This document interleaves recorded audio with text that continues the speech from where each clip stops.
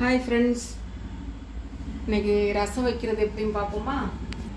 தக்காளி ரசம் எப்படி வைக்கணும்னு பார்ப்போமா?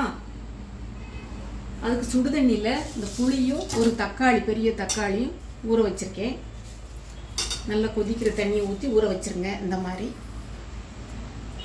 ஊற வச்சுட்டு மிக்ஸி ஜார் எடுத்து தேவையான பொருட்கள் மிளகு, ஒரு மிக்ஸி ஜார் எடுத்து ஃபஸ்ட்டு இதை அரைச்சிக்கலாம். ஜீரகம், மிளகு, ஒரு பச்சை மிளகாய், பூண்டு, கொஞ்சம் கருவேப்பிலை, இல்லை கொஞ்சம் குறப்பாக அரைச்சிக்கலாம். மிக்ஸியில் அரைச்சிட்டு வந்துடுங்க. குறப்பாக அரைச்சிட்டு வந்தாச்சு. இப்போ ஸ்டவ் ஆன் பண்ணி ரசம் தாளிச்சிடலாம்.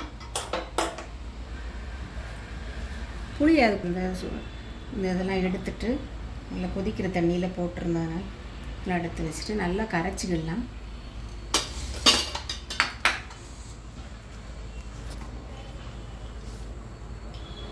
புளியை நல்லா கரைச்சிக்கலாம். சுடுதண்ணி நல்லா கொதிக்கிற தண்ணியில் போட்டு இது பண்ணால் நல்லா அந்த பச்சை வாசனை எல்லாம் போயிடும். ஈஸியாக ஒரு நிமிஷத்தில் ரசம் தாளித்து விட்டுடலாம். ஃபாஸ்ட்டாக வேலை முடிஞ்சிடும். எப்போயுமே சுடுதண்ணியில் தான் புளி ஊற வைக்கணும். புளி, தக்காளி பழம்லாம். இப்போ பேன் சூடாகிடுச்சு.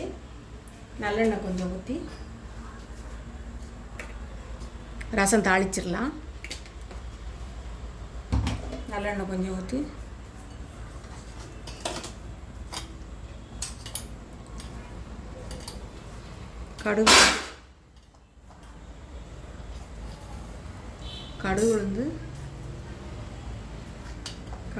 கடுகு பொரியணும்.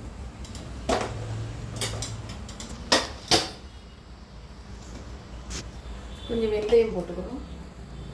2 வெந்தயம்,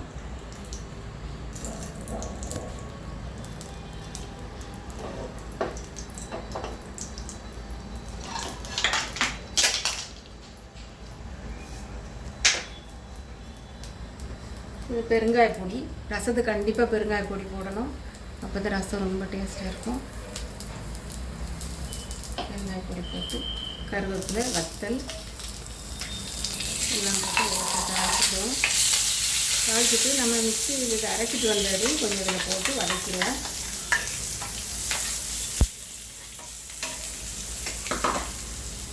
போட்டு வதக்கிட்டு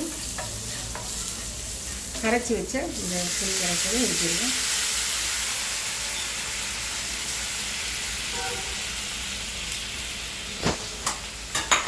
இப்போ தேவையான அளவு தண்ணி ஊற்றிக்கலாம்.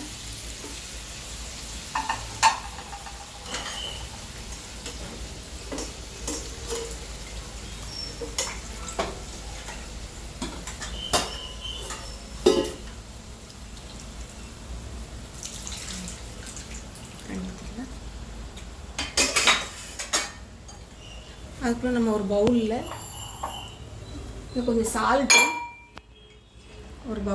சால்ட்டு,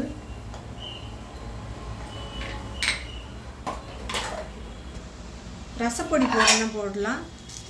இதில் கொஞ்சம் கொத்தமல்லி மேலே தூவி நல்லா நுரை பொங்கி வரும்போது ஆஃப் பண்ணணும். ரசப்பொடி இருந்தாலும் போடலாம். ரசப்பொடி இல்லாதவங்க கொஞ்சமாக சாம்பார் பொடியும் போட்டுக்கலாம்.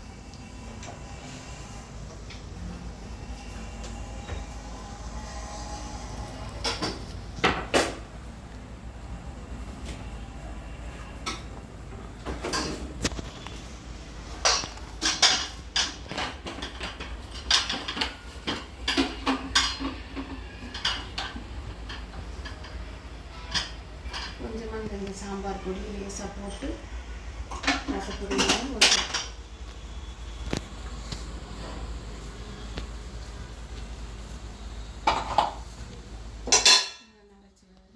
இப்போ ஆஃப் பண்ணிடலாம். ஸ்டவ் ஆஃப் பண்ணிடலாம். சூப்பராக தக்காளி ரசம் ரெடி. இங்கே சால்ட் இருக்குதுல்ல, அதில் அப்படியே ஊற்றிடலாம். அவ்வளோதான். ஈஸியான தக்காளி ரசம் ரெடி. நீங்கள் ட்ரை பண்ணி பாருங்கள். தக்காளி ரசம்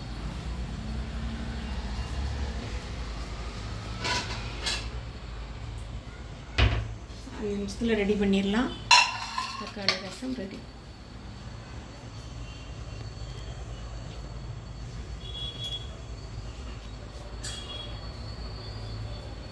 தக்காளி ரசம் ரெடி. நீங்கள் ட்ரை பண்ணி பாருங்கள்.